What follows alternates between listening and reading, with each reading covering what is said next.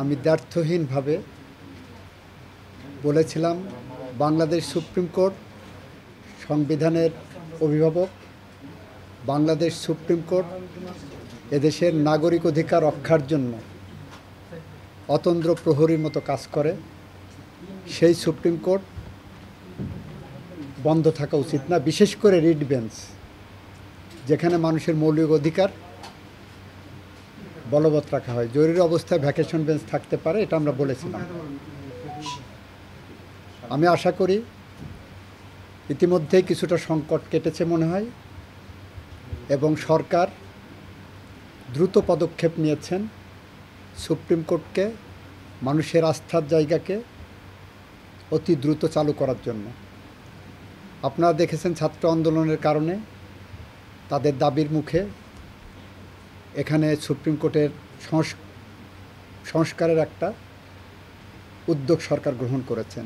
ইতিমধ্যে একজন মাননীয় প্রধান বিচারপতিকে নিয়োগ করেছেন। আশা করি মাননীয় প্রধান বিচারপতি অতি দ্রুত বাংলাদেশের মানুষের অধিকার প্রতিষ্ঠার এই জায়গাটাকে উন্মুক্ত করে দেবেন। এই মুক্তিযুদ্ধটাই হয়েছে সমস্ত অনিয়ম, অবিচার, অনাচারের বিরুদ্ধে জনগণ রুখে দাঁড়িয়েছে, জনগণ জাগ্রত হয়েছে। আশা করি এই দেশ, এই সরকার, এই বিচার বিভাগ বাংলাদেশের মানুষের সে আশা আলোর দ্বারা প্রভাবিত হয়ে বাংলাদেশে অধিকার প্রতিষ্ঠার জন্য সামনের দিকে এগিয়ে যাবেন। হাইকোর্ট ডিভিশনও কি ঢেলে সাজানোর প্রয়োজন মনে করেন?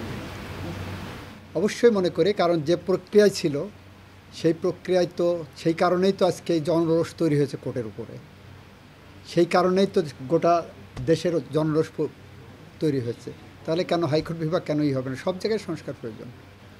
নতুন প্রধান বিচারপতি সম্পর্কে আমার মূল্যায়ন হলো, উনি অক্সফোর্ড গ্রাজুয়েট, উনি ঢাকা বিশ্ববিদ্যালয়ের আইন বিভাগ থেকে ওনার ব্যাচের ফার্স্ট ক্লাস ফার্স্ট ছিলেন। উনি পিএইচডি করেছেন। ওনার লেখা পড়া, শিক্ষা দীক্ষা, ওনার চালনে বলনে আপনি কখনোই, দীর্ঘদিন ছিলেন এখানে, কোনো কমেন্ট আপনারা কোট করতে সুযোগ পাননি। আপনারা সাংবাদিকরা, আপনারা তো সবসময় জনগণের ওয়াচডগ হিসেবে কাজ করেন।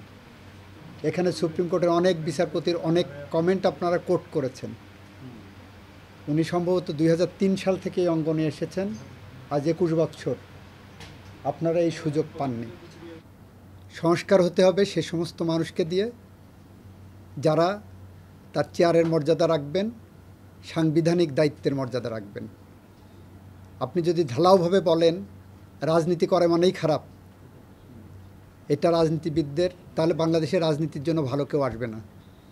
আপনি এমন পরিবেশ তৈরি করেন, যারা রাজনীতি করবেন দেশ রাজনীতিবিদরাই ভালোভাবে করবেন, দেশ পরিচালনা রাজনীতিবিদরাই করবেন। রাজনীতিবিদদের উপরেই বাংলাদেশের মানুষের আস্থা ফিরিয়ে আনা উচিত। অ্যাটর্নি জেনারেল অফিসকে সংস্কার করা প্রয়োজন। অ্যাটর্নি জেনারেল অফিসে যারা দায়িত্ব পালন করবেন, এটা তার প্রফেশন, চাকরি হিসাবে না দেখে প্রফেশন হিসাবে দেখবেন। তার প্রত্যেকটা সরকারি আইনজীবীর, অ্যাটর্নি জেনারেল অফিসের প্রত্যেকটা আইনজীবীর হার্ট ব্লিড করতে হবে তার ক্লায়েন্টের জন্য। তার ক্লায়েন্ট এখানে রাষ্ট্র, বাংলাদেশের মানুষ। যদি অ্যাটর্নি জেনারেল অফিসের একজন assistant attorney general heart bleed না করে তার ক্লায়েন্টের জন্য, দেন হি ক্যান নট পারফর্ম। এখানে বিচারকদের মনে রাখতে হবে এ দেশ বাংলাদেশের মানুষের দ্বিতীয় মুক্তিযুদ্ধের মধ্য দিয়ে পুনর্জন্ম হয়েছে। এই পুনর্জন্মকে প্রাতিষ্ঠানিক রূপ দিতে গেলে বাংলাদেশ সুপ্রিম কোর্ট সংবিধানের অভিভাবক, ওনারা এই সংবিধানকে সমুন্নত রাখবেন, রক্ষা করবেন, এই শপথ নেন। সুতরাং ওখানে ওনাদেরকে মানসিকভাবে কনসায়েন্স ডেভেলপ করতে হবে। ওনাদের ইনার যে পাওয়ার, মনে করতে হবে যে আমি এখানে এসেছি, আমার অতীত সব ভুলে যেতে হবে। অতীতে যার যে রাজনৈতিক পরিচয়ই থাক না কেন, চেয়ারে বসলে তাকে সেই জায়গাটা প্রতিষ্ঠা করতে হবে। তৃতীয়ত হলো সেকশনগুলোতে লোড হয়েছে, অনেক লোড, সেটা কিভাবে কমানো যায়, ডিসপোজাল কিভাবে বাড়ানো যায়, সেগুলো আমাদেরকে একটু ফোকাস করতে হবে। এই কয়েকটা জায়গায় করলে জনগণের আস্থার জায়গা ফিরে আসবে। একটা মাত্র সুপ্রিম কোর্ট বাংলাদেশে হয় ভুরুঙ্গামারি থেকে, অথবা তেঁতুলিয়া থেকে, অথবা টেকনাফ থেকে বাংলাদেশের মানুষ একমাত্র সুপ্রিম কোর্টের দ্বারস্থ হন। বছরের পর বছর তাদের মামলা যেভাবে চলে, এভাবে চলা উচিত না। তাদের এদেশে ন্যায় বিচার পাওয়ার অধিকার আছে। ন্যায় বিচার পাইতে গেলে যদি 20 বছর 30 বছর অপেক্ষা করতে হয়, এই অবস্থার অবসান হওয়া দরকার। আমি আমার সময়ের মধ্যে আমার যদি কোনো সুযোগ থাকে এই লাইনে আমি কাজ করব। আপনারা সহযোগিতা করার থাকলে আপনারা একটা সুপারিশ দিতে পারেন।